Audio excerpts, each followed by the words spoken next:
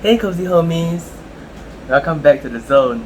So today is another episode of the Cozie Close-Up where I will be talking about personal issues that's been troubling me and how we all can help to battle and face these challenges together. So for today's topic, what I want to talk about is actually about stress. So as we all know, stress is a really big thing that affects many of us, youths, adults, even the elderly. Everybody in every age group probably face some sort of stress in one point in their lives. And for today's episode, I want to make it a bit more like documenting how I try to deal with the stress that I face, what are some kinds of stress that I face, and also what the people around me, what are their ways of dealing with stress. So before we continue, let me introduce our special guest today. As always, we have the Egyptian duck. I think he's going to appear in every single one of our Cozie Close-Up episode. And to make things special, we have another special guest today, our beautiful Ice Bear. So Ice Bear has been like one of my good friends for the past 1 to 2 years, and it's it's really nice, quite huggable, right? It's so soft, and it's really, I would say, one of my biggest companions. Whenever I feel stressed, I always just hug Ice Bear and just talk to him. Yeah, so he'll be our special guest listening and attending our session today. Yeah, there he goes. And as I realized from last episode, right, I felt like doing yoga is too intense of an activity to do because I have to like focus on talking to you guys and also eating at the same time, which is almost impossible. So for today, I found this really special recipe from some cafe that I went to. So basically, what they serve, right? They serve Sprite together with sour plum, preserved sour plum, or like the Chinese call it the 酸梅. So yeah, today our setup, we have cup with some ice inside. Then I'm going to put this in, and also this can of Sprite. And I purposely chose this can, right, because it's really very small. It's quite small. And as we all know, right, diabetes is like a new so-called pandemic that we all have to face with. And cutting down on the portion size technically cuts down the sugar level that you consume, which I believe helps in the long run. So yes, here we go. Yeah, I'm gonna add this in first.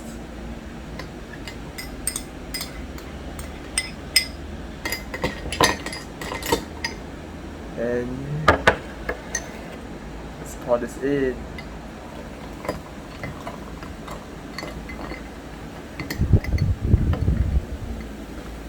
Ooh. Thankfully, it didn't exceed that. The bubbles didn't overflow.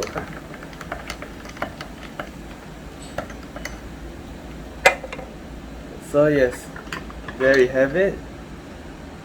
Yes, okay. It's actually really nice because I feel like the sour plum kind of like takes away the gassiness of the drink, which makes it smoother to swallow, I feel. Yes. And okay, so maybe let's get back to the topic and we talk about what we want to talk about today. So yes, stress. I believe that actually stress comes from many sources, but the main reason why we face different kind of stress, I believe, is because of the different roles and responsibilities that we have in society. So to start off, we are all someone's child, we are someone's sibling, we are someone's friend, colleague, tutor, someone's employee. Or for me, like creating content for people knowing you based on your online presence, which I believe is actually another responsibility that we all play in society as well. And because of all these differing roles and responsibilities that we place, right, sometimes the different roles can overlap and have conflict with each other in terms of the responsibilities that we need to fulfill and uphold. So for example, being a good child, for example, means that I have to spend more time with my family and put the priorities of my family before everyone else. And yet, to be a good friend to others, sometimes you have to entertain some of your friends, go out with them, and really spend quality time with them. And you know how limited time is, right? And you realize that it's almost impossible to maintain good friendships with many friends, going out with all of them, and maintaining all the friendships to be like perfect in the optimal state, and yet not sacrificing family time at the same time.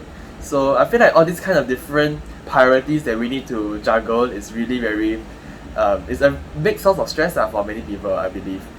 And as for us at this current age, right, at this current age, we actually feel quite stressed, and I believe that how many people always kind of like downplay our stress and everything. They say how oh, you're just teenagers, you're just kids, like how stressful can your life be, right? And okay, maybe valid to like a certain extent, but as we all know, we are approaching adulthood and everything, like I said in the last video, right? And we need to take up more responsibilities as we grow up. With the rise of social media, I believe this is another key factor that distinguishes our generation from the generations before us. It's probably because with social media and technology being so commonplace, right? We actually feel stressed because of things that are totally beyond our control. Like, you think about it, for example, maybe sometimes you look at your friends posting on Instagram, how they're all living this perfect life, going to fancy restaurants like literally every other day, or even seeing your friends talking about how good their grades are, what are the super cool activities they're doing over the weekends and everything, and then you realize, oh, actually my life isn't as perfect as how theirs is. Our life don't seem to be that enjoyable, and because of this we can feel like, oh, why is life so unfair? Why is everything not working on my side? Why is it that everyone else is living such a good life, and yet we are here suffering without people actually bothering about us? And yeah, all this kind of like social media really perpetuates this issue, because like, oh, you look at this, then you tell your friends, then your friends look at the person's Instagram account you're talking about, and it goes on and on and on, and snowball and everything. And this becomes this creates this like cycle, this loop, right, where we always compare ourselves with other people. We always kind of like doubt ourselves because we look at the idealized state of perfection that exists outside, behind all the perfectly planned like filters, perfectly planned timings, outfits, everything, lighting, angles, camera angles, basically everything makes it look like we are not good enough visually, just visually only. And then when you actually really, okay, for example, you really go out with your friends, you actually make the effort to meet your friends physically, and then you hear them talking to you about things, right, that you always dream of achieving, and yet you can never achieve.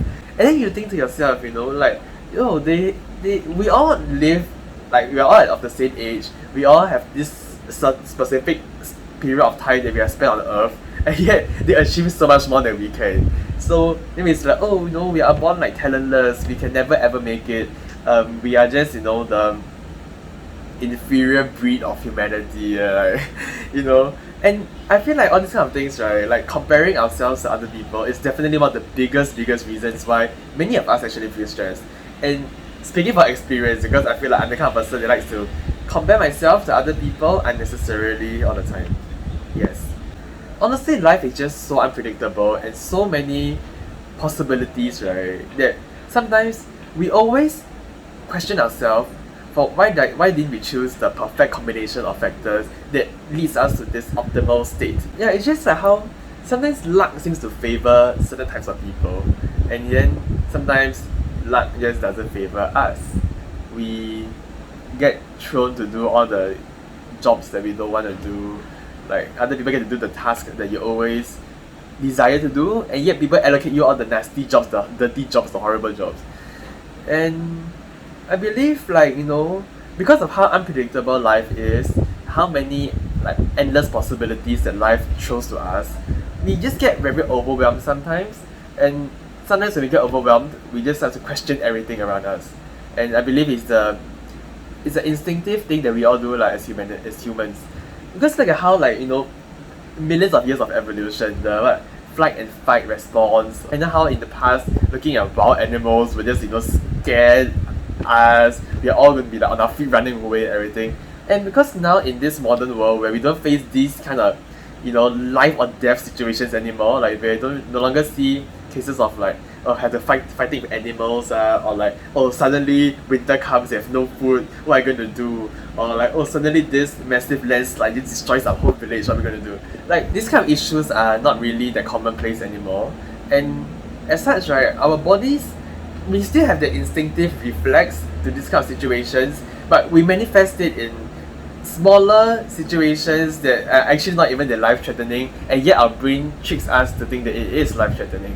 So, for example, getting rejected by your friend who you ask out for a date with, and you're like, oh no, I'm gonna die. Like, all these are just really our brains just, triggering that so-called like reflex within us, thinking that all these are very dangerous situations. Or sometimes, like people with traumatic experiences, like we see how certain actions, right, certain actions that people do kind of trigger this bad memory they had in the past, and because of that, they really, really go onto this full like combat mode where everyone's like, oh, they're like adrenaline rush and then sweating, and they're like very alert, very, very sensitive, hypersensitive, or even unnecessarily sensitive to certain cues that people do, right, that kind of triggers this response in them. And I believe it is just how we humans cope with situations our brain deems to be dangerous. I know how like last time in schools, right, most schools they usually go through topics on like, oh, stress, how to manage your stress, what to do when you feel stressed and everything. But the thing is, many people cope with stress differently. Many people respond to stress differently, and there is no hard and fast rule that applies to everyone when it comes to dealing with stress. Okay, so maybe before I continue, let me take a sip of this drink first.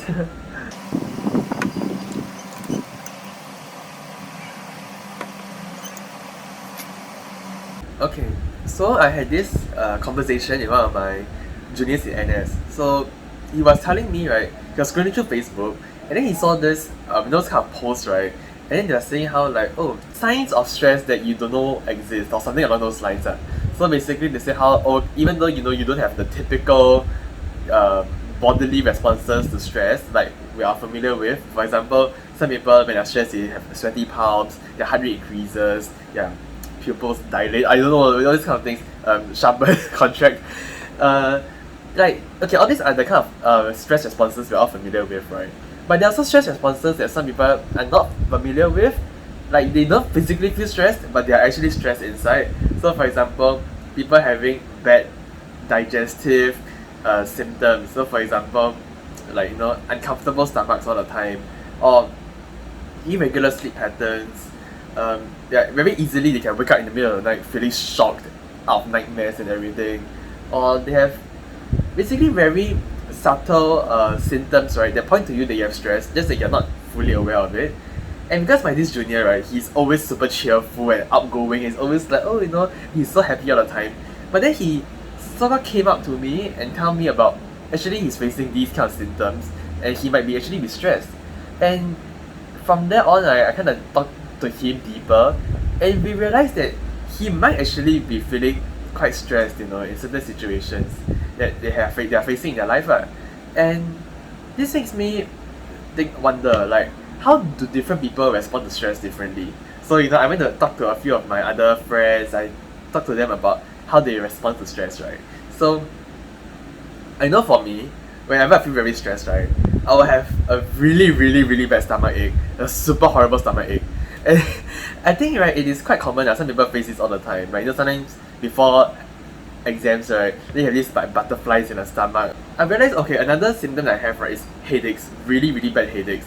That's why if you recall on my YouTube channel, I did this video I wrote this poem about stress-induced headaches. Yes, because I feel like these headaches are really piercing and really, really sharp pains that attack my head.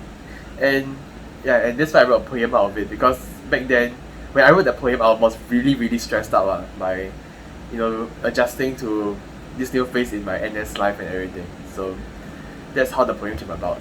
Many people, they express their stress differently. Some people like very outrightly express their stress. Like they'll just text their friends like, oh goodness, I feel so stressed today, whatever, what am I supposed to do? Still a valid way to express your stress. And there are some people that like to bottle up their emotions, and they're like, oh, like everyone's having a bad day. I don't want to put my stress on other people to make them feel like they are part of my problem. And this is technically valid also. I feel like there's no right or wrong to the way people respond to stress.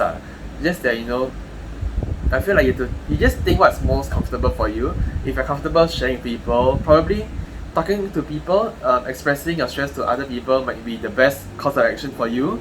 Or sometimes if you feel like you're not very good at expressing yourself, maybe you can consider finding alternate ways, like writing it down in a journal, or just finding maybe a close companion, like one of your parents or a very close friend that you have that you are comfortable talking to.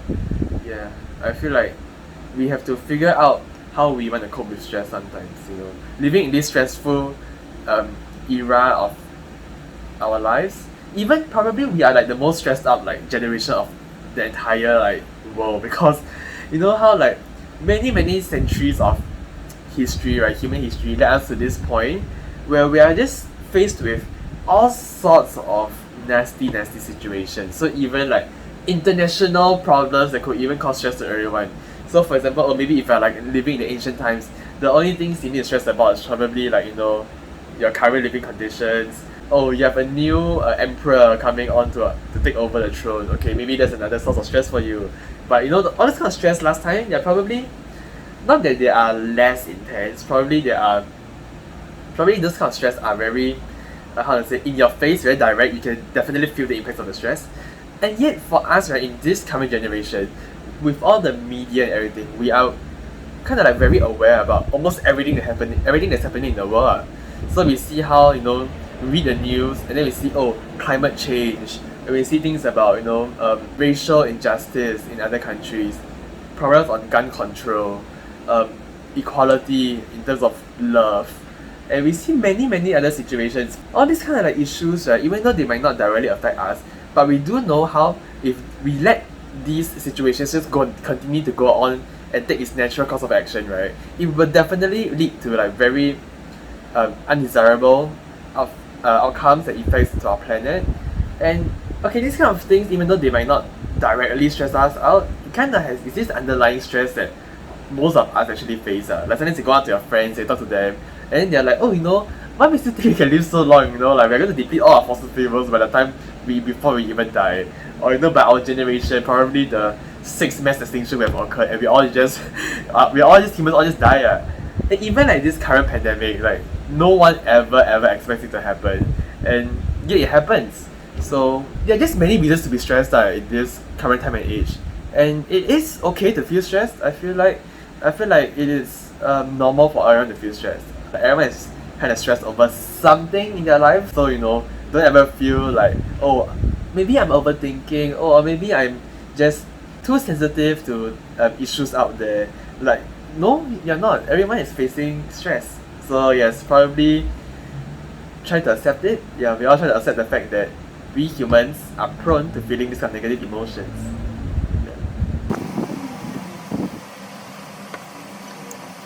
And I think for the final part of today's video, probably I want to talk to you about how can we cope with stress? How can we manage stress? Many people have different ways of coping with stress, definitely. And for me, right, I kind of like to relieve my stress by doing things that kind of allows me to creatively generate output. So, for instance, like I like to draw and everything, writing poems, and all these kind of like artistic expressions kind of allows me to deal with stress for me. So for example, writing the poem about stress-induced headaches, it gives me a mental image to anchor on that allows me to visualize how stress is like to me and how I will interpret this concept. And having a very concrete explanation and depiction of what stress means to me, it makes it looks like this entire stress situation is so much easier to manage now that you have a physical image that you can associate this negative emotion to. This is kind of like meditation in a sense, because when you meditate, you kind of bring mindfulness to your breathing, bring mindfulness to the emotions that you face. And sometimes, right, like people find it very hard to meditate. Like meditating is by closing your eyes, just staring into this dark, empty space for like half an hour or longer than that. that's why for me, I feel like if I don't, because I can't really do that. So for me, what I like to do is sometimes I like to close my eyes and just imagine myself just walking around in this palace, in this place, this temple, this building or whatever, and then you're just trying to find ways to ease the stress and just allow yourself to be calm and just chill and breathe. Yeah. So I'm not sure if I talked to you all about this in my Kaizen video, because I remember in the Kaizen book that I was reading, right, it talks about this thing called body scan meditation. Yes, actually, yeah, I think I did mention it in my. It's my first ever YouTube video I ever posted. Yes, I think I talked about it. So it's like you close your eyes, right, and then you bring awareness to every tiny body part of your body. So you start from your head. You think about, oh, when do I feel tension in my face? You have tension in my eyebrows, my eyelids, my nose, my nostrils, my mouth, my lips, your tongue, your ears, your cheekbones, your jaw, your neck. You just bring awareness to each tiny part of your body, and it goes all the way down. So it goes down to your shoulders. And then it goes down to your upper arm, then your forearm, your fingers, then your abdomen, and then all the way down. You feel whether your hips, then you can feel tension in your hips. Then you feel tension in your thighs, your calves, your toes. So you just think about it.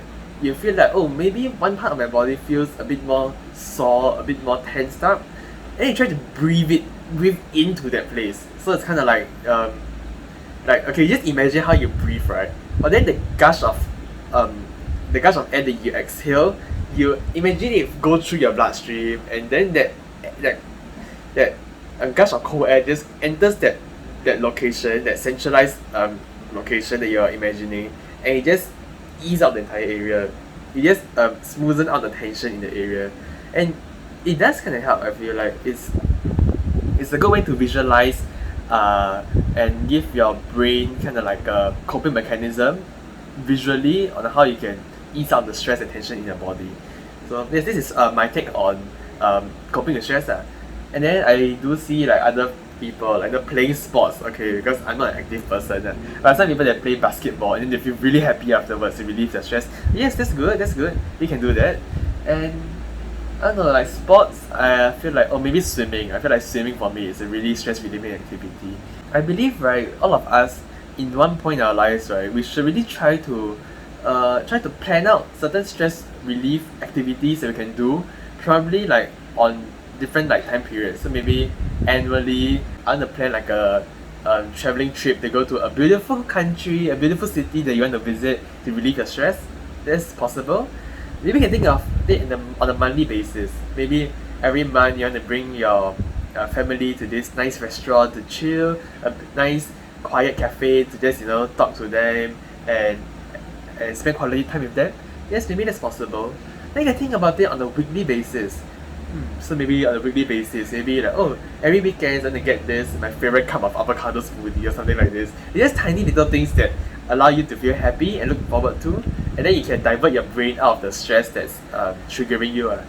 And then maybe even on a daily basis, you can think about, okay, maybe I can get myself like a massaging machine or whatever. Then like before you sleep, just massage yourself a bit, or pick out like your favorite books, and maybe every night before you sleep you can spend like some time to read a bit to like tone down the loud voices in your head. Basically all these tiny little actions, so from the macro scale to the micro scale, like you have something that you can intentionally add into your life to let you remember that life is not just this mindless pursuit of perfection. It is not about keeping yourself so busy and tensed up until you forgot the true meaning of why you survive and exist in the first place. Many of us always forgot to prioritize our well-being, prioritize our happiness above other minute things that actually don't really matter. And yes, I think that concludes today's episode. I feel like we need to have more dialogue and conversation about stress and speaking out about these kind of things, because I know how many people, they don't dare to express their so-called weaknesses and vulnerability. Express their weaknesses or vulnerability. Yeah, because they feel like, oh, I feel so exposed, I feel so naked in front of everyone, knowing that I'm feeling stressed, that I'm feeling insecure, that I doubt myself. But I want to use this platform to let all of us know that it is normal for us to feel this way, and nothing we think is invalid. Whatever we think, we should be in control of whatever thoughts that come to our head, and we have to be the masters in charge that organize our thoughts and plan out the right course of action to take, rather than to let all these thoughts overwhelm and flood us and damage our mental health, damage our physical health, and damage all the relationships you have around us. And yes, so this is probably the end of today's episode. I hope you enjoyed this, and please subscribe to the channel to follow up this series, and let's discuss it and all of us can share our thoughts. So yes, please remember to like, share, subscribe, and see you in the next video. Bye! Signs that you have stress even though if you what's it called? But for me it's more of like the stomach ache, the churning kind of pain, not really the you need to, how to say it, not really the urge to excrete your waste products kind of pain, but it's like yeah, just the stomach churning pain. And then I talked to some of my other friends, and then you bring awareness to every single bit and piece, not bit and pieces. no. Okay, bring awareness to every tiny body part of